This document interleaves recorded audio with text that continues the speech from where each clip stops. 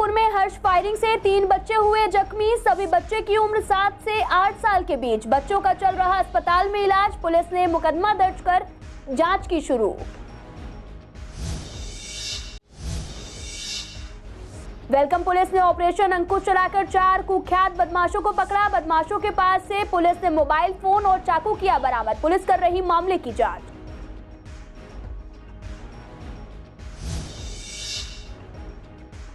जगतपुरी में चाइनीज मांझे से कटा युवक का गला, हालत नाजुक। बाइक से बहन के घर जा रहा था युवक। मैक्स अस्पताल में चल रहा इलाज।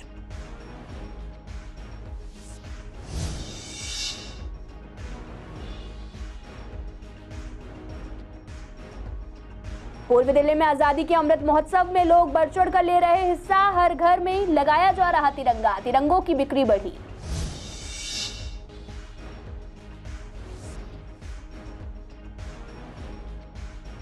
करगडुमा में वेतन न मिलने से निगम के कर्मचारी काफी परेशान। पिछले 2 महीने से नहीं मिला वेतन। लोगों को घर चलाने में हो रही परेशानियां।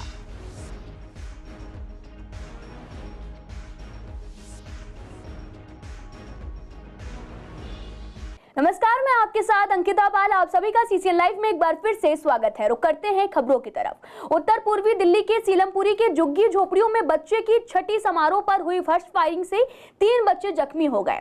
सभी को जगप्रवेश चंद अस्पताल में भर्ती कराया गया है, जहां से उन्हें जीटीबी अस्पताल रेफर भी कर दिया गया। पुलिस ने मुकदमा दर्ज कर लिया है। तफ्तीश के दौरान आरोपी की पहचान आमिर उर्फ हमजा के रूप में हुई है, जिसकी गिरफ्तारी के लिए पुलिस छापेमारी कर रही थी। पुलिस के मुताबिक सीलमपुर जे ब्लॉक स्थित झुग्गी एरिया में कुतुबुद्दीन ने बेटा होने पर समारोह का आयोजन किया था।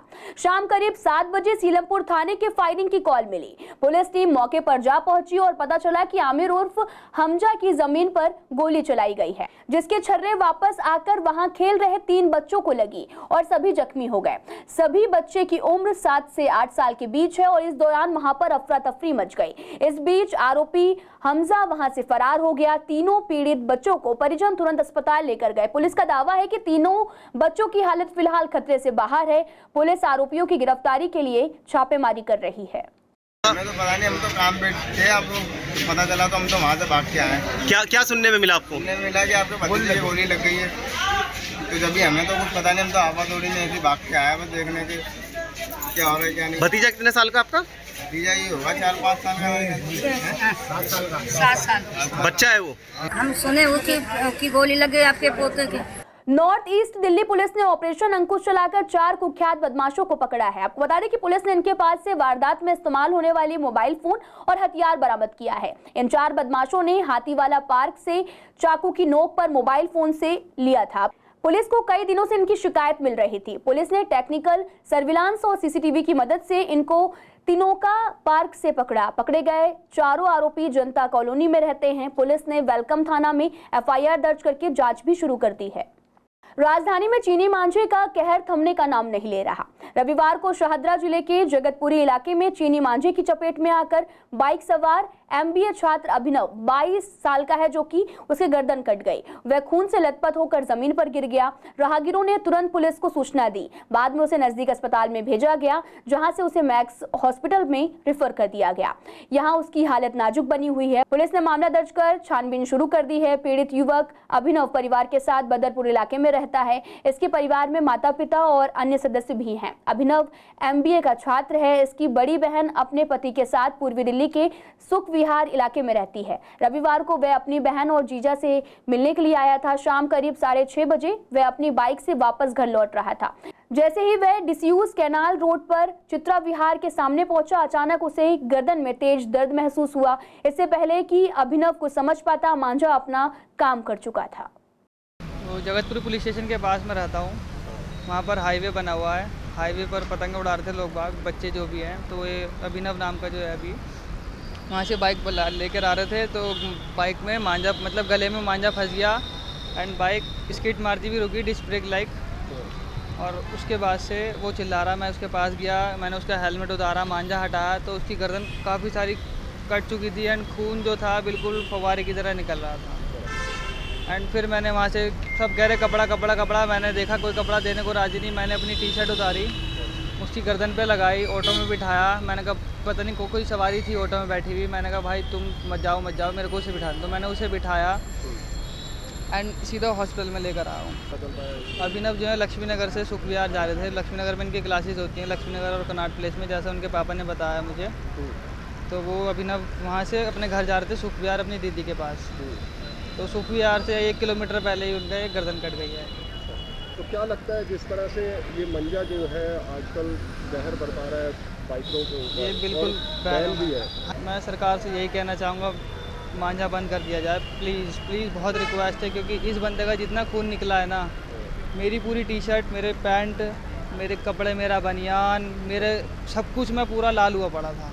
जो मैंने टी शर्ट उतार के उसके गर्दन पे लगाई थी, वो पूरी टी शर्ट खून में इतनी थी कि टी शर्ट के अंदर से खून निकल के आ रहा था। तो मैं सरकार से यही कहना चाहूँगा प्लीज़, बहुत बड़ी वाली रिक्वेस्ट है, आप इसे बैन कर दीजिए मांझे को। यहाँ से एक बाइक पर राइड करता हुआ लड़का आ रहा था, तो यहाँ रास्ते में मांझा आ गया उसके गर्दन के बीच में। तो मांझे से उसकी गर्दन यहाँ तक कट गई पूरी, काफ़ी ज़्यादा कट गई थी। तो मेरा भतीजा खड़ा हुआ था दानिश नाम का, वो ऑन द स्पॉट यहीं पर था। उसने उसको उठाकर उसी अपनी टी शर्ट उसकी गर्दन में लपेट कर और ऑटो में लेकर उसको सीधा हॉस्पिटल चला गया। अभी उसने किसी पुलिस वाले का भी वेट नहीं किया था, क्योंकि बहुत ज़्यादा खून ब्लडिंग हो रही थी। आप देख सकते हैं यहाँ बाइक पर भी और सड़क पर भी खून पड़ा हुआ है। तो वो साल उम्र होगी इसकी और कुछ पता चल पाया था? नहीं, उम्र वगैरह का तो पता नहीं। लड़का चिल्ला रहा था गिरने का, बाइक गर्दन उसके कटने के बाद बहुत ज़्यादा चिल्ला रहा था। तो कह रहा था मुझे बचाओ बचाओ। तो उसको फ़ौरन मेरा भतीजा वहाँ लेकर चला गया हेडगवार हॉस्पिटल। सर इसके बारे में तो सरकार सबसे बड़ी दोषी है, क्योंकि हम लोग जो बेचने वालों के खिलाफ तो कार्रवाई करते हैं, उनके ऊपर पुलिस वाले जाकर उनको पकड़ते हैं, उनका चालान करते हैं या उनसे रिश्वत लेते हैं। मेन जो इम्पोर्टर हैं, जो मेन बड़े होलसेलर हैं इसके, उनके खिलाफ कार्रवाई होनी चाहिए। होलसेलरों को पकड़ना चाहिए। इंपोर्ट जो जहाँ से हो रहा है सबको पता है कहाँ से इंपोर्ट हो रहा है, चाइना से इंपोर्ट हो रहा है। तो इंपोर्टरों के खिलाफ कार्रवाई होनी चाहिए, होलसेलरों के खिलाफ कार्रवाई होनी चाहिए। छोटे जो बेचने वाले रिटेलर हैं वो तो बहुत छोटे लेवल के हैं, मेन तो होलसेलर हैं। 15 अगस्त के लिए अभी से सड़कों पर तैयारियां शुरू हो गई हैं। इस बार आजादी का महोत्सव बड़े ही जोश के साथ मनाया जा रहा। लोग अपने घरों में, गाड़ियों में, हर जगह तिरंगे लगा रहे हैं। जब हमने लोगों से बात की तो उन्होंने बताया कि इस बार स्वतंत्रता दिवस बेहद खास है। प्रधानमंत्री द्वारा हर घर झंडे की मुहिम को हर देशवासी बड़े धूमधाम से मना रहा और साथ ही उत्साह भी बेहद खास है। बार जो दुकानें लग रही हैं और जो लोग क्यों इतना जागरूक हो रहे हैं, वो इसलिए कि एक तो मोदी जी ने बताया कि हमें देश के प्रति कितना जागरूक रहना चाहिए, हम इस देश के वासी हैं। दूसरा क्या है, लोग अपने कामों में इतना व्यस्त रहते हैं, वोट दिया, इसको दे दिया, वो कर दिया। उन्होंने कन्विंस किया मोदी जी ने आके कि इस देश में ये हो रहा है, ये घटित हो रहा है, और लोग अपने कामों में हैं। अब हमें पता लग रहा है कि नहीं, हम इस देश के पूरे पक्के भारतवासी हैं और ये हमारा प्रतीक है, झंडा हमारी शान है। अब हमारे जितने भी यूथ हैं जो अब वो ज़्यादा से ज़्यादा जो है, कोई बीटेक करने के जा रहा था, कोई अब जो है वो आर्मी में जाने को भी ज़्यादा वो प्रेरित हो रहे हैं, क्योंकि उसमें भी इन्होंने बहुत प्रिविलेज दे रहे हैं मोदी जी, जो पहले नहीं दे जाती थी कमांडोज वगैरह को। तो इससे थोड़ा सा जागरूकता आई है लोगों में, लोग घरों में भी झंडा लगा रहे हैं। जो पहले एक पार्टी को प्रतीक करके चलते थे, इस वक्त वो हर आदमी मेरी कार में झंडा है। ये शान होती है कि हम लोग हिंदुस्तानी हैं और ज़्यादा नहीं, तिरंगे से कुछ तो जो लोगों में एक सोच जो गलत हो गई थी कि ठीक है हमारा गया देश तो चल रहा है, ये वो है, इसको एक बेस, ये बेस नहीं है लेकिन ये साथ पहचान बना के चल रहा है कि हम भारतवासी हैं, ये हमारा तिरंगा, ये हमारा निशान है। और जो अभी तो बढ़ेगा, अभी तो 2 दिन पड़े हुए, अभी तो और जोश बढ़ेगा 15 अगस्त तक लोग और ज़्यादा खरीदारी करेंगे। जी बिल्कुल बिल्कुल होना चाहिए सबके लिए, देश के लिए। और मैं अपने देश के लिए कुछ भी कर सकते हो, तो इसलिए मेरे देश के लिए उन्होंने कहा है कि सबने लगाना है, मैं ज़रूर लगाऊंगी। 75 जो अमृत मतलब उत्सव मनाया जाएगा, मैं बहुत खुशी से मनाऊंगी। इस बार अगर फ्लैग क्या कहते हैं, अगर आप देखेंगे हमारे जो माननीय प्रधानमंत्री जी हैं श्री नरेंद्र मोदी जी, उन्होंने एक महोत्सव चलाया है 13 से 15 अगस्त का, कि अपने घर में आप अपना फ्लैग ज़रूर लगाएं। बी एज अ इंडियन होते हुए भी ये हमारे लिए बहुत बड़ा क्या कहते हैं देश की गर्व की बात है, देश की आज़ादी, और ये 75 इंडिपेंडेंस डे है। तो अगर हम ये चीज़ करेंगे तो आगे आने वाली जनरेशन भी हमसे कुछ सीखेगी। प्लस क्या कहते हैं be as a proud Indian होते हुए हमें क्या कहते हैं 15 अगस्त के दिन अपने घर पे फ्लैग ज़रूर लगानी चाहिए, ताकि एक मैसेज जाएगा बी एज अ इंडियन के लिए, और आगे हमारी आगे वाली जनरेशन के लिए भी मैसेज ये फॉरवर्ड हो। इस बार तिरंगा घर घर तिरंगा, हर घर तिरंगा 13 तारीख से लेके 15 तारीख तक, 13 अगस्त से 15 अगस्त तक लगाना चाहिए, और हमें लगाना भी चाहिए, क्योंकि सबसे बड़े इस त्यौहार को हम मनाना चाहते हैं। हमें उन वीरों को, शहीदों को याद करना चाहिए जिन्होंने अपनी कुर्बानी देकर इस देश को आज़ाद कराया, जिसमें आज हम सांस ले रहे हैं। और उन वीरों को श्रद्धांजलि के रूप में, पुष्पांजलि के रूप में हर परिवार के सदस्य को, हर भारतवासी को अपने घर पे एक तिरंगा जरूर लाना चाहिए। उनको यही हमारी सच्ची श्रद्धांजलि होगी। एमसीडी कर्मचारियों की तकलीफें कम होने का नाम नहीं ले रही। लगातार प्रदर्शन, धरना करने के बाद भी उनकी सैलरी समय पर नहीं आ रही। लगातार कर्मचारी अपने सैलरी को लेकर विभाग में लेटर लगाते हैं और उनसे रिक्वेस्ट करते हैं कि उनकी सैलरी दी जाए। इस बार भी पिछले 2 महीने से सैलरी न मिलने से कर्मचारी काफी परेशान हैं। त्योहार सर पर है, रक्षाबंधन भी नजदीक है, लेकिन अभी तक उन्हें सैलरी नहीं दी गई है। कर्मचारियों को समझ में नहीं आ रहा कि वो करें तो क्या करें। देखिए, अब जैसे त्योहारों का दौर है, रक्षाबंधन है, जन्माष्टमी है, तो इसमें हमारी 2-2 महीने की जो सैलरी रुकी हुई है वो, और 2 बोनस रुके हुए हैं हमारे, वो अगर दे दे डिपार्टमेंट तो कर्मचारियों को कुछ राहत मिले। इसके संदर्भ में हमने डीसी महोदय को पत्र भी लिख के अवगत करा रखा है, लेकिन अभी कोई मतलब सुनवाई नहीं हो रही है। तो कहीं ना कहीं कर्मचारियों में खेद है इस बात का कि त्योहारों का माहौल है और समय पर उनको सैलरी और उनके 2-2 बोनस जो रुके हुए हैं वो भी नहीं दे पा रही हैं। देखो मैडम, ये जो अधिकारी हैं ये मनुवादी बैठे हैं, ये आजकल अपनी मर्जी चला रहे हैं, देना दाना कुछ नहीं। हम हमेशा आश्वासन देते हैं, मीटिंग भी करते हैं, मांग डिमांड भी करते हैं, झूठ पर्ची धरना प्रदर्शन भी करते हैं। अभी हम नाला बेलदारों से मिले थे, उनकी 5-5 महीने की सैलरी रुकी हुई है। अच्छा। क्या उनके बीवी बच्चे नहीं है? क्या उनका घर परिवार नहीं है? लेकिन ये हठधर्मी कर रहे हैं, मनुवादी लोग बैठे हुए हैं। किसी दिन हम धरना प्रदर्शन करते हैं तो डीसी महोदय बोल देती हैं हम तो राउंड करेंगे जी, उसको भी सक्षम नहीं होने दे रहे। ये सब अपनी मनमानी चला रहे हैं मैडम, और कर्मचारी जो हताश है इस टाइम। सैलरी नहीं मिल रही है, चलना बहुत मुश्किल बात है। उस टाइम वार्डों में जाते हैं, वार्डों में कर्मचारी यही पूछते हैं, अब राखी रक्षाबंधन आ रही है हमारी और जन्माष्टमी आ रही है, इसमें कुछ मिलेगा क्या? क्योंकि 2 महीने की सैलरी, 2-3 महीने की सैलरी मतलब रोक करने के बाद एक सैलरी दे रहे हैं, तो कर्मचारी क्या करे बेचारा? एक सैलरी मिल रही है, उसमें भी दूध का, आटे का, स्कूल का, बच्चों का मतलब वो खर्चा खत्म हो गया। बाकी अब हमारी बहन बेटी आएंगे, उनके लिए क्या है? हमारे पास कुछ नहीं है इस टाइम। जब कर्मचारी हमारे को तंग करेंगे तो हम क्या करेंगे? हम तो एंड में यही करें, लेटर लगा के आगे प्रदर्शन या धरना प्रदर्शन या कुछ ना कुछ करना पड़ेगा हमारे को। बहुत दिक्कत होती है जी, किराए पे वैसे रहते हैं, 2 महीने की सैलरी होगी, बड़ी दिक्कत होती है। महंगाई का दौर वैसे भी इतना ज़्यादा बहुत बुरा है जी, दुकान वाले भी उधार देते देते थक लिए। दिल्ली में कोरोना के केस लगातार बढ़ते जा रहे हैं। केंद्र सरकार ने भी दिल्ली में सख्ती से नियम लागू करने की बात कही है। पॉजिटिविटी रेट लगातार बढ़ता जा रहा है। डॉक्टर ग्लैडविन त्यागी का कहना है कि सभी लोगों को कोरोना के नियमों का सख्ती से पालन करना चाहिए। साथ ही उन्होंने कहा कि केस भी बढ़ रहे हैं, लेकिन अस्पतालों में मरीज भर्ती कम हो रहे हैं, घर में आइसोलेशन में ठीक हो रहे हैं। डॉक्टर ने यह भी कहा कि सभी लोग मास्क लगाएं, कोरोना नियमों का सख्ती से पालन करें। देखिए, ऐसा है कि ये जो महीने होते हैं जुलाई, अगस्त, सितंबर, ये बारिश का सीज़न होता है। इसमें हर साल ही जो ये वायरल डिजीज़ होती है ये पनपती हैं। जैसे फ्लू वगैरह हो गया, आप देखते होंगे पहले भी आँखों की बीमारी आ जाती थी या बुखार चल जाता था, मौसमी बुखार। तो कोविड अभी आज की डेट में चूँकि वो इस तरीके का बीमारी हो गई है कि अब वो कोई नई चीज़ नहीं बची है। तो कोविड चूँकि कभी ख़त्म तो हुआ ही नहीं है जड़ से, तो जब सीज़न आता है वायरल डिजीज़ का, क्योंकि वो भी एक वायरस ही है, तो वो इस सीज़न में बढ़ गया है उसकी वजह से।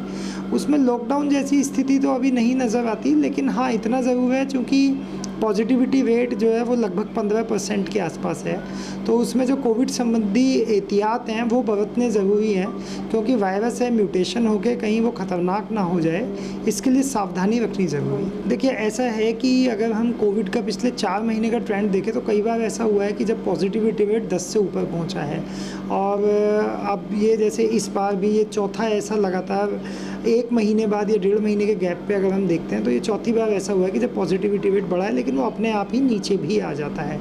अच्छा, जहाँ तक हॉस्पिटलाइजेशन की बात है तो अभी जो भर्ती होने वाले मरीजों की संख्या है वो काफ़ी कम है, वो बहुत ज़्यादा नहीं है। और जो लोग इम्यूनो कॉम्प्रोमाइज्ड हैं या जिन लोगों के अंदर सीवियर कोविड हो रहा है वो वही लोग हैं या तो जिनकी उम्र ज़्यादा है, जो अन्य बीमारियों से ग्रसित है। तो ऐसे में उन लोगों को अधिक सावधान रहने की आवश्यकता है। BMW कार ने पहले वैगनआर कार और फिर स्कूटी को टक्कर मारी। बताया जा रहा है कि BMW कार को MP का पूर्व निर्दलीय विधायक सुनील जैन चला रहा था।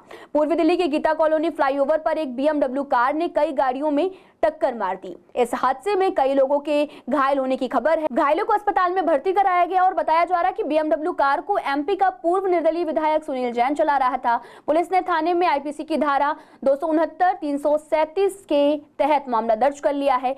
जानकारी के मुताबिक BMW कार ने एक वैगन आर कार और स्कूटी को टक्कर मार दी। इस हादसे में वैगन आर कार और स्कूटी सवार लोग घायल हो गए। घायलों को अस्पताल में भर्ती कराया गया। इसके अलावा BMW ने एक किया सेल्टोस कार को भी टक्कर मारी, जिसने दूसरी कार को टक्कर मार दी। हर साल की तरह इस बार भी दिल्ली में नवरात्रों के दौरान रामलीला मंचन की तैयारियां जोरों पर चल रही। कोरोना के चलते रामलीला मंचन में आई परेशानियों के बाद इस बार भी दिल्ली में पिछले सालों की तरह धूमधाम और भव्यता से रामलीला का मंचन होने की उम्मीद है।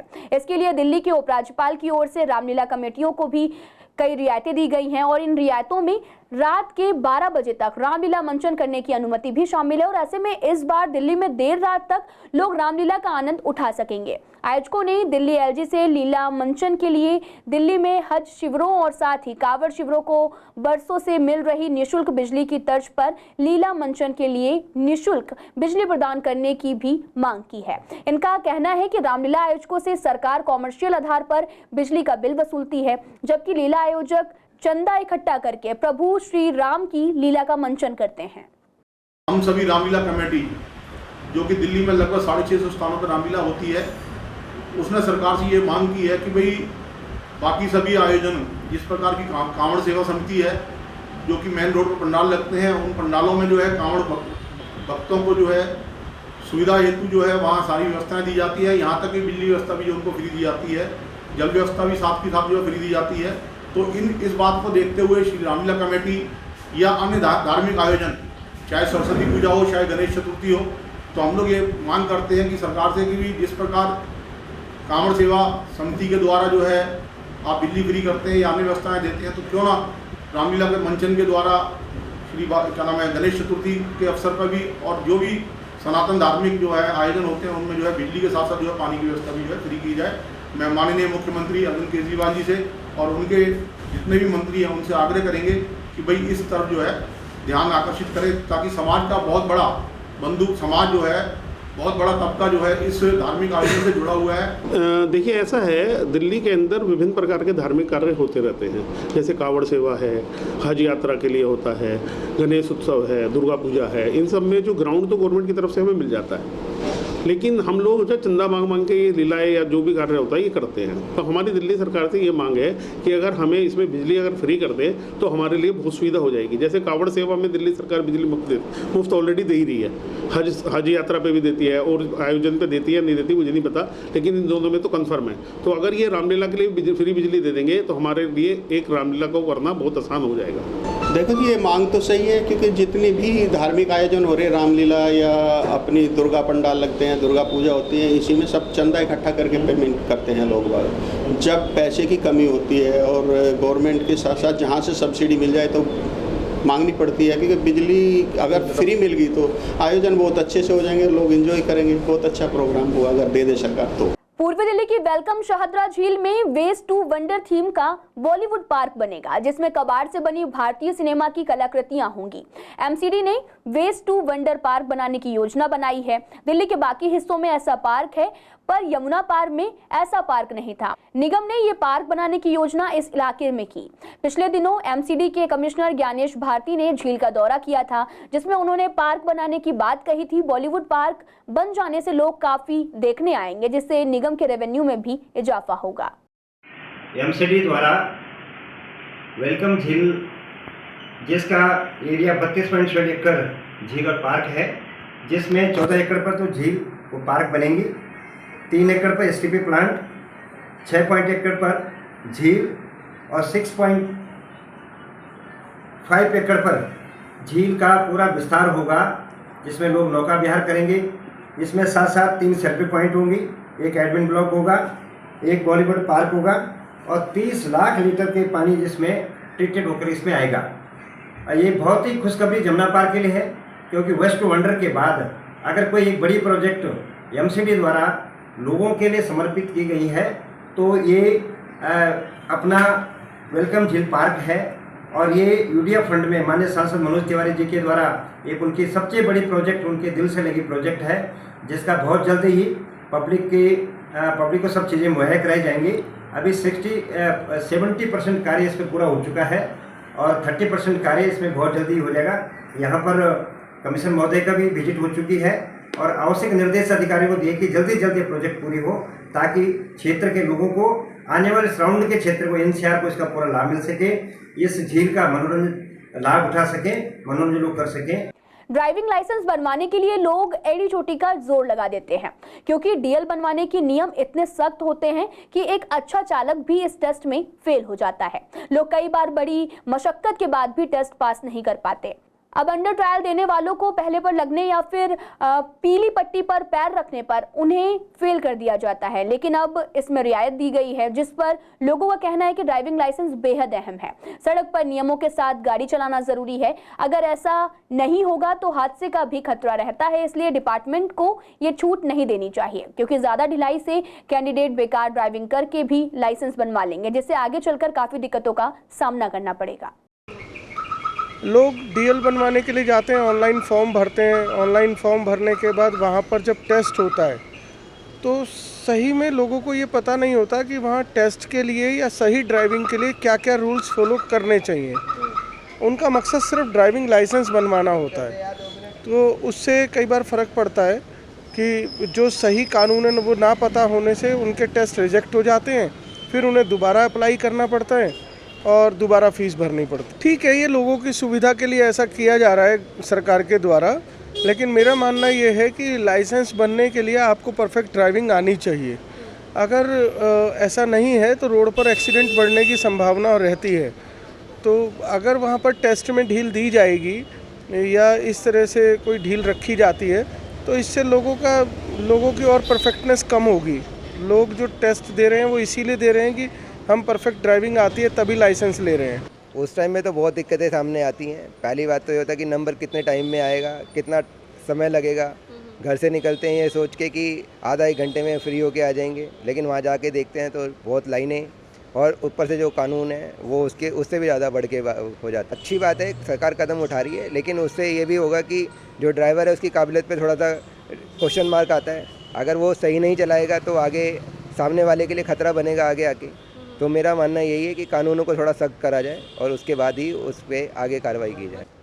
देखो, नियमों में ढील छोड़ना कहीं ना कहीं, अगर ये फैसला है तो कहीं ना कहीं ये सड़क पे दुर्घटना करने वाला बन सकता है। रीज़न कि अगर हम इन नियमों को पालन नहीं करेंगे तो हम सड़कों पे भी ऐसा ही करेंगे, और अगर सड़कों पे ऐसा करेंगे तो एक्सीडेंट के चांसेस जो हैं वो बढ़ सकते हैं। तो ऐसा होना तो नहीं चाहिए। नहीं, सख्ती है तो जो नियम की सख्ती है, अगर उसको 1 साल बाद भी लाइसेंस मिल रहा है नियमों को पालन करके, तो शायद वो लाइसेंस उसे सही तरीके से मिलेगा, जो अगले 25 साल वो गाड़ी चलाएगा उसके लिए ठीक रहेगा। और अगर अभी उसको बिना टेस्ट के, बिना सब चीज़ों के लाइसेंस दे दिया तो वो सड़क पे तो फिर और भी चीज़ों के लिए नियमों का उल्लंघन करेगा, एक्सीडेंट करेगा, बहुत सारी चीज़ें हो सकती हैं। दिल्ली के डिप्टी सीएम मनीष सिसोदिया ने शनिवार को प्रेस कॉन्फ्रेंस कर नई शराब नीति को लेकर सीबीआई जांच की मांग की। इस दौरान उन्होंने राज्य सरकार की नई शराब नीति को लेकर आरोप लगाया। उन्होंने कहा कि दिल्ली के एलजी ने 2 बार आबकारी नीति को अप्रूवल दिया। मनीष सिसोदिया ने कहा कि एलजी साहब ने नई पॉलिसी को पास किया था और एलजी के सभी सुझाव माने। सीसीएन की रिपोर्टर ने इस विषय पर तीनों पार्टियों के नेताओं से बात की। पार्टी का क्या कुछ कहना है, सुनिए आप। दिल्ली सरकार ने में जो नई एक्साइज पॉलिसी बनी शराब को देखते हुए, उसमें कहीं ना कहीं चूक रह गई है, और उन्हीं रेगुलेटरीज को देखते हुए दिल्ली के उपराज्यपाल महोदय ने सीबीआई इंक्वायरी की सिफारिश की कि सीबीआई इंक्वायरी होनी चाहिए। और ये सबसे बड़ी बात यह है, सत्कर्ता रिपोर्ट के मुताबिक ही एलजी साहब ने 9 कर्मचारियों को सस्पेंड कर दिया है और कमिश्नर और डिप्टी कमिश्नर की सस्पेंशन के लिए गृह मंत्रालय को फाइल भेज दी है। जैसे ही सीबीआई इंक्वायरी की बात हुई, केजरीवाल सरकार ने एकदम यू टर्न ले लिया और ये खुद ही कहने लगे कि जो नई एक्साइज पॉलिसी है गलत है। अगर गलत थी तो उसको लागू क्यों किया गया? सरकार सीबीआई इंक्वायरी से डर गई और इसमें मनीष सिसोदिया का जो डिप्टी चीफ मिनिस्टर हैं उनका ही विभाग है। इसके अंदर बहुत बड़ी हेराफेरी हुई है। देखिए, बहुत दुर्भाग्यपूर्ण है कि शराब नीति जो दिल्ली की जनता के हितों को ध्यान में रखते हुए बनाई जानी चाहिए, वो केवल कॉमर्स के आंकड़े, कैसे दिल्ली सरकार को रेवेन्यू ज़्यादा मिले, इस तरह से बनाई जा रही है। कोविड के दौरान भी ठेके खोल दिए गए थे और अब सभी नियमों को ताक में रखकर जहां पर आटा चक्की नहीं खुल सकती, एक धोबी की दुकान नहीं खुल सकती, वहां पर शराब की दुकान खुल जाए, ऐसे लाइसेंस दे दिए गए। एमसीडी के नियमों के तहत, डीडी के नियमों के तहत वहां शराब की दुकानें नहीं खुल सकती थी, इसीलिए उनको बंद करना पड़ा। बंद करने में भी केजरीवाल जी राजनीति कर रहे हैं। इसीलिए मेरा ये कहना है, केजरीवाल जी शराब नीति जो भी बनाइए, दिल्ली के जनता के हितों को ध्यान में रखते हुए बनाइए, केवल रेवेन्यू के नाते नहीं बनाइए, इसमें राजनीति नहीं करिए। दुकानें वहीं खुल सकती हैं जहाँ पे दुकानों को खोलने की परमिशन मास्टर प्लान और एमसीडी के रूल के मुताबिक हुआ करती है। देखिए, ऐसा है कि जो शराब नीति लेके आए थे वो उसके दो कारण थे। एक कारण थे कि मैं नशे के खिलाफ हूँ और नशा करना कोई बहुत अच्छी बात नहीं है, लेकिन जो नशा करते हैं, जो नशे के बगैर रह नहीं सकते, उनकी सुविधाओं के लिए इस नीति को लेके आए थे। और ये कि इससे राजस्व की प्राप्ति का ये सबसे बड़ा सोर्स अपने ऊपर होता है कि अपने ऊपर कितना कंट्रोल रखे। हर तरह की चीज़ इस दुनिया के अंदर उपलब्ध है और उसे लेना या ना लेना ये इंसान के ऊपर है। जो पीने वाले हैं, पीने वालों को सुविधा दे रहे हैं, जो नहीं पीने वाले उनसे नहीं कह रहे जाके शराब पियो, वो किसी से नहीं कह रहे शराब पीने के लिए, लेकिन जो पी रहे हैं। फिलहाल इस बुलेटिन में इतना ही। तमाम खबरों के लिए आप देखते रहिए CCN लाइव।